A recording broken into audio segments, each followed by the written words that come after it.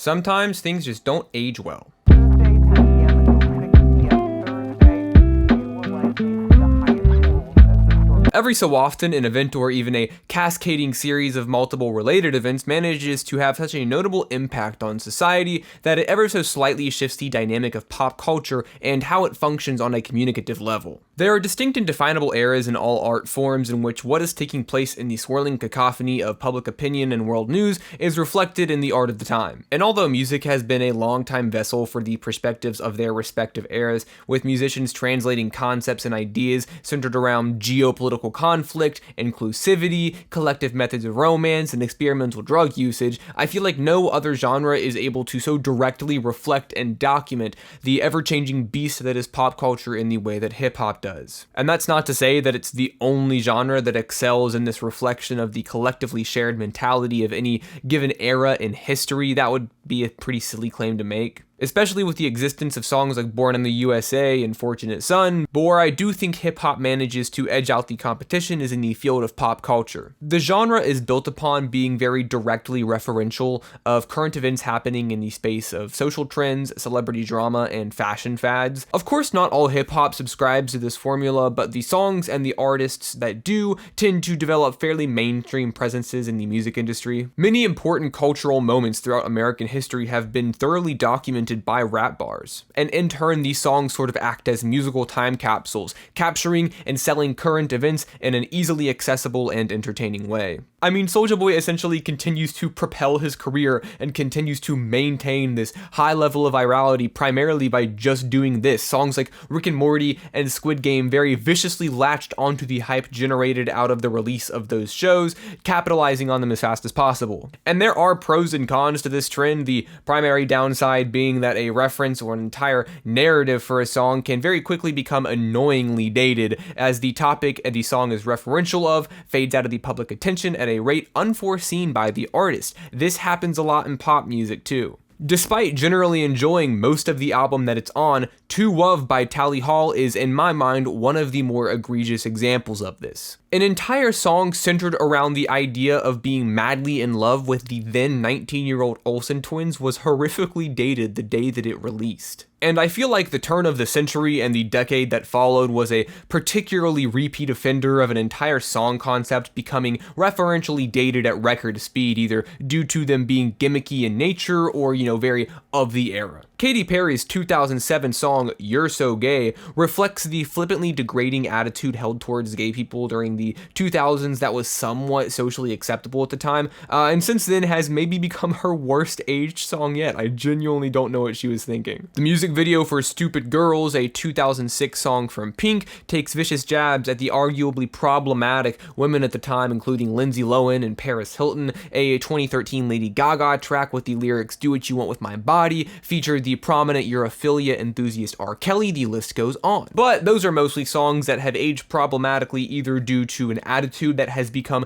decreasingly popular as we all sort of learned how to tone it down a bit, or due to the artists themselves being publicly outed as problematic later on down the line. And that's an important distinction to be made in an entire video itself, but I really want to focus on lyrics that have become, like I said, these sort of time capsules, songs that when listened to take you for a ride in a musical time machine that transports you right in the middle of what the world was like at the time the song released. I'm 22 years old, born in 2001 between the release of Billy Elliot and Billie Eilish.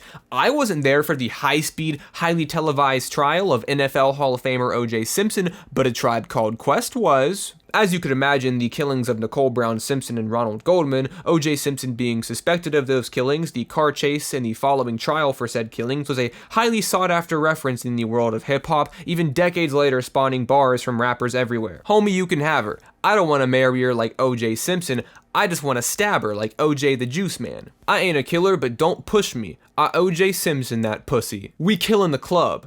O.J. Simpson. Some of them are better than others. But the world of sports has always been heavily intertwined with the world of hip hop, so it makes sense that a high-profile, record-breaking football star being accused of killing 2 people would find its way into music, especially a genre that is heavily referential and filled with intricate and clever similes and metaphors. Beastie Boys, Jay-Z, Biggie, people were rapping about the sport greats of the time, and as a result, when we listen to those songs today, we get a peek behind the curtain of the atmosphere of yesteryear's culture. But also, as new stars dribble, kick, and tackle their way into the spotlight, the bars referencing people like Larry Bird, Tony La Russa, Rod Carew are phased into obscurity by a new, younger generation of hip-hop fans who don't know who those people are. And there's a chance that they might even learn of them through these hip-hop classics. I'm not a big sports guy myself, but with full certainty, I can credit Eminem for my introduction to who Dick Cheney and his wife are, 2 people that 10-year-old me had no business being familiar with. Along with sports, popular movie stars, world events, triumph, and tragedy were all documented in the exponentially expanding genre of hip-hop,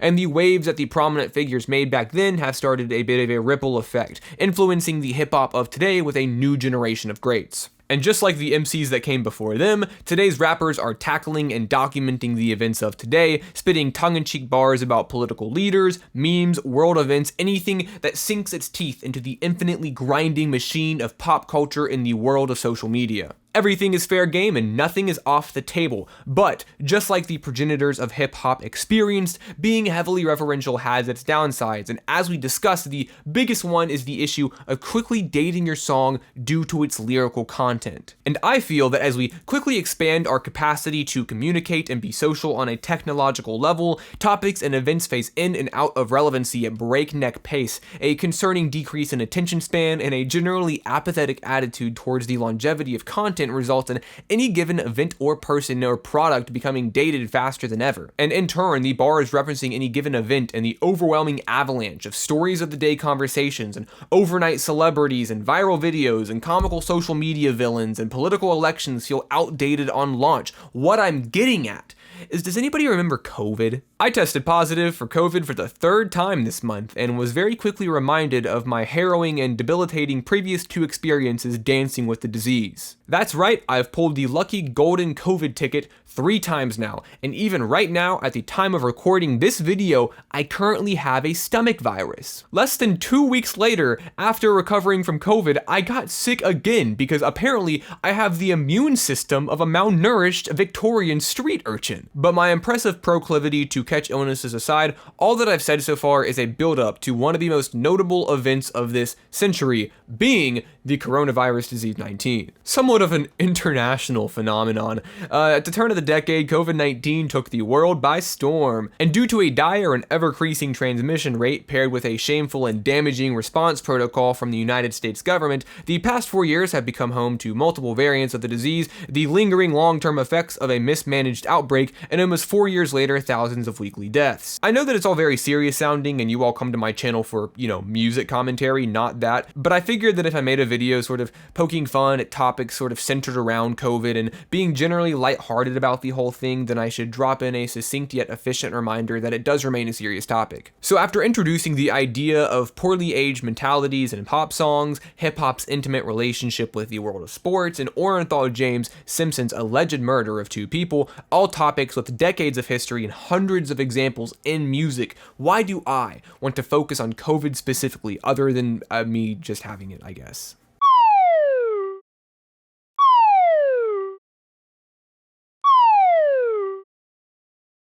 Well, among other things, I believe that COVID-19 and the events surrounding its initial outbreak and following pandemic act as a pristine example of how an occurrence that affects a lot of people all at once can not only take hold of pop culture like Miles Teller gripping drumsticks in Whiplash, but also how it sparks this competitive race between who can drop tracks with clever tongue-in-cheek references to said cultural event first, creating a spontaneous and hyper-intense shift in lyricism, kind of like how when J.K. Simmons first gets mean in Whiplash. I watched Whiplash recently. The aforementioned Soulja Boy, like I said, is a pretty good example of this behavior and how it affects the popular songs that we hear on charting radio stations or apps that propel trendy music upwards like TikTok. That's the first time you mentioned TikTok in a video. He's gained his wings or something, I don't know. Yay! On the Soulja Boy song Squid Game, not only does the song sample one of the most memorable moments from the show's soundtrack, but he also repeats the phrase Squid Game 13 times. Not bad. But on Rick and Morty, a song also by Soulja Boy, he says the words Rick,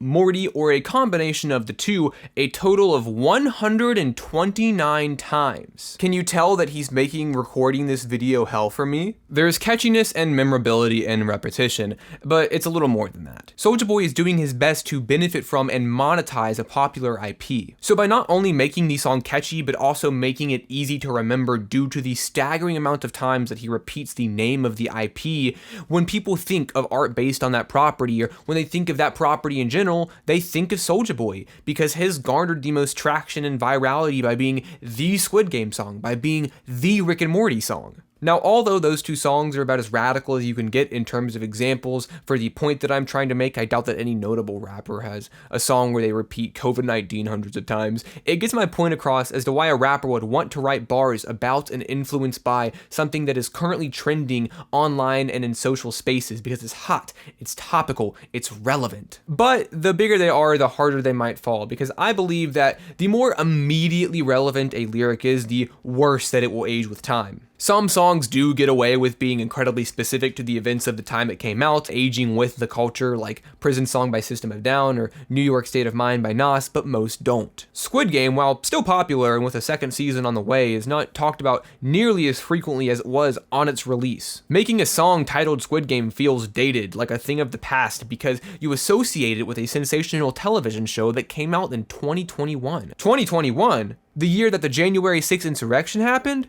The year that the US withdrew troops from Afghanistan? The year that Taylor Swift released a short film for the 10-minute version of All Too Well? That was forever ago. There's a reason people praise music for being timeless. And similar to songs riding the wave of an entertainment fad, we return to COVID. A virus that, although still prevalent in bursts and waves across the country affecting thousands of people a month, is something that feels very socially dated. I'm sure that everyone feels super duper smart for hopping on the COVID rap bar train, so we're going to talk about the good, the bad, and the ugly of the COVID bar world and find a way to make sense of it all in a greater picture. A lot was going on when a lockdown due to a new coronavirus was announced. I was in my second semester of college and had to pack up my dorm room pretty quickly and haul ass back home. Isolation, vaccines, masks, social distancing, all points of interest for people. And as we began to understand the true severity of the situation and become educated on key phrases, songs began to reflect the widespread discussion of how COVID was affecting our way of life. My favorite being 210420 by Caro Caro Bonito, but that's not what we're talking about. Whatever. That's not important, but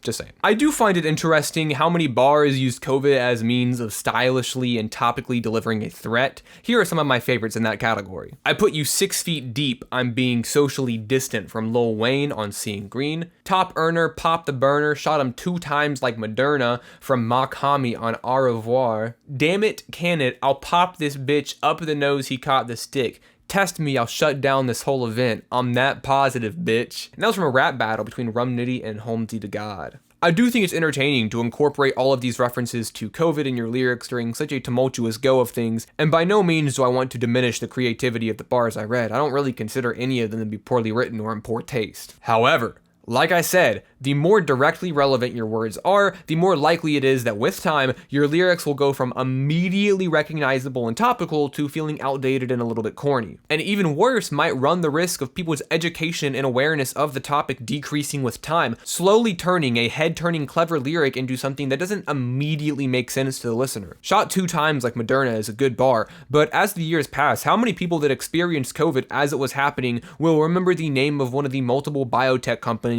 that helped develop and produce the vaccine for a virus that has become generally lumped in with the flu by this point? If the lyric was shot like CSL, how many of you would recognize that acronym as one of the leading manufacturers of the influenza vaccine today, a virus that thousands of people contract every year? Because I wouldn't. You just never know how viable a lyric is going to be as time passes, and I do want to make an important distinction that I don't think a lyric needs to have some element of timelessness in order to be this perfect god status bar, nor do I think that that the context of a song always necessitates the exclusive use of language and lyrics centered around topics and emotions that will always commonly be understood? It's actually the opposite, but hold on, I promise that I'm not just changing my opinion mid-video. We'll get there, it will all make sense. I mentioned a COVID-related bar earlier that was used in a rap battle, which isn't a song really, it's more of an event, a competition that happens in person in real time as MCs hurl disses at their opponent, gaining or losing the favor of the highly critical crowd who will scrutinize every word, memorize every line. And due to the nature of the battle, would anybody really expect a timeless bar? Because I wouldn't. A rap battle is about in-the-moment criticisms of your opponent,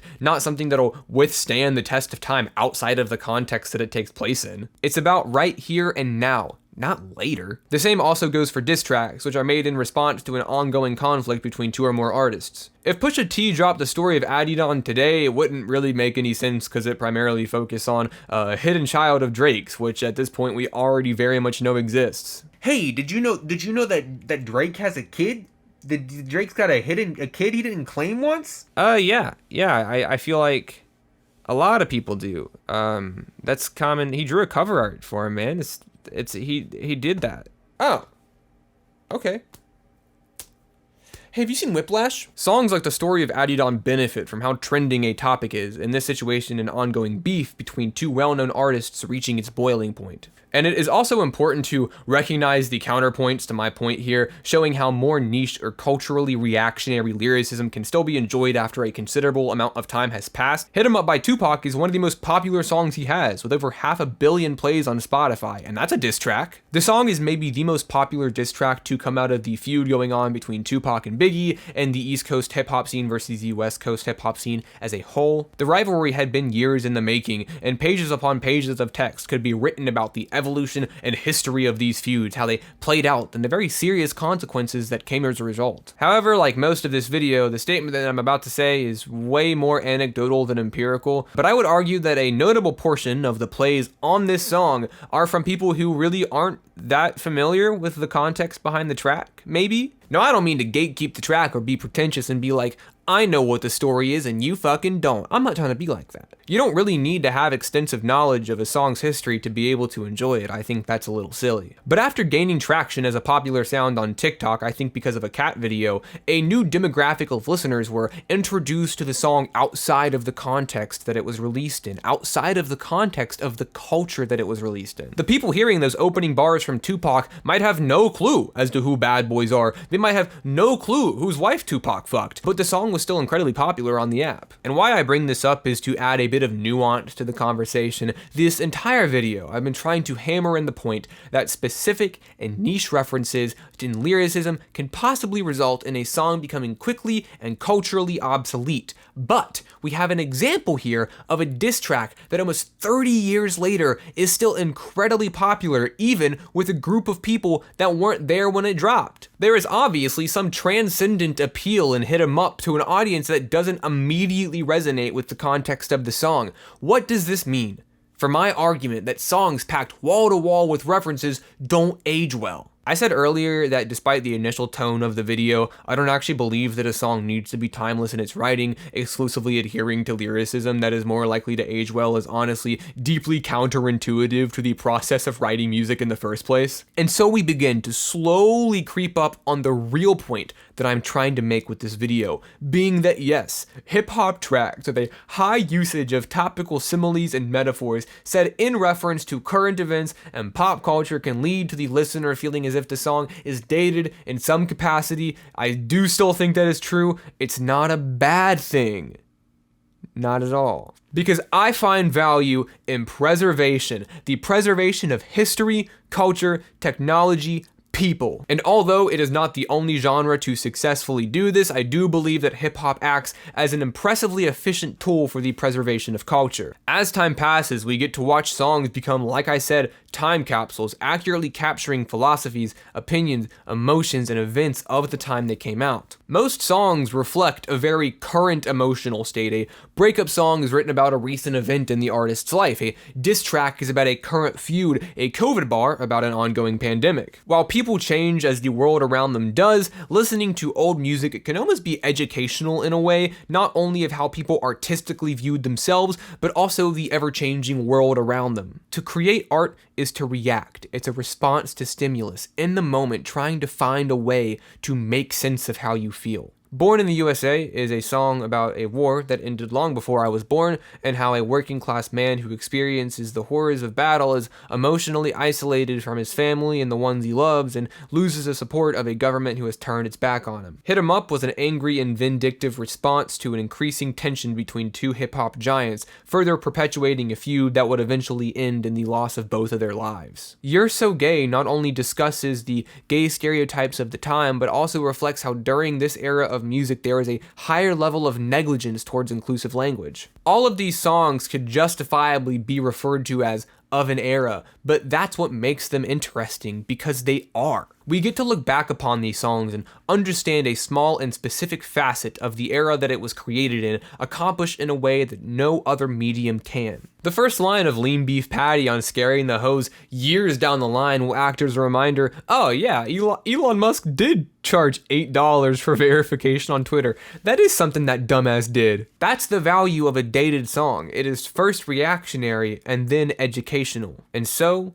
we return to COVID bars. The bars that I discussed are not from songs entirely centered around COVID-19 as a narrative concept. They are primarily wry and tongue-in-cheek similes used to pull off clever wordplay. And as a result, I may have shot myself in the foot when using highly conceptual and highly narrative songs as examples to help prove my point. But I guess what I'm really trying to say is like, yeah, whenever I hear a COVID bar, I kind of laugh at how dated it already feels not even 5 years later. Even though I literally had COVID this month, the virus as a social talking point feels so antiquated. And so seeing opinions and reactions to it on a level of pop culture kind of feels corny. But COVID is a great example of how we use music to react. How the art form is a constantly evolving reaction to the world around us, and in a way, silly lyrics like, they say these bars are like COVID, you get them right off the bat, and she wants me to taste the pussy, bitch, I ain't tasting shit like a COVID symptom, act as a preservation of a wild and tumultuous time in history. Taking something like a pandemic and transforming and abstracting and molding it until it finally fits neatly into the lines of a rap song, boiled down to its most notable and memorable attributes, and preserving those facts between the lines of a simile and metaphor. They can be a reminder of how we used to think not too long ago, or a unique perspective of a time period that we were not there to experience ourselves. The same way that decades into the future, the 10-minute version of All Too Well will remind us of the time that President Swift once dated Jake Gyllenhaal, or all of the COVID bars reminding us of the time that a new virus was born and worked its way into having a permanent home in our immune systems. Like I said, to create is to react. Look at what you made when you were younger, something you drew maybe in your notebook, a school writing assignment. See what you were reacting to at the time. See the paintings of periods long past and what artists back then were reacting to. Listen to your parents' favorite music and hear the anthems that embody what they reacted to. Use this to understand how you react to things today. Thank you all for watching. This is probably my most disjointed and rant-filled video yet. Way more opinion-based and informative. Like I said, mostly anecdotal here, not a lot of empirical evidence except for a couple charts. But I hope you enjoyed. This is just something that I find really interesting and would like to hear your all's thoughts on the topic. Maybe you can think of something that maybe takes you back in time, and maybe it doesn't even have to be the lyrical content. Maybe just the actual song itself, the sonic palette of it is very nostalgic for you. I don't know, man. Just let me know. Until next time, I've been Melmige, and you've been great. Bye.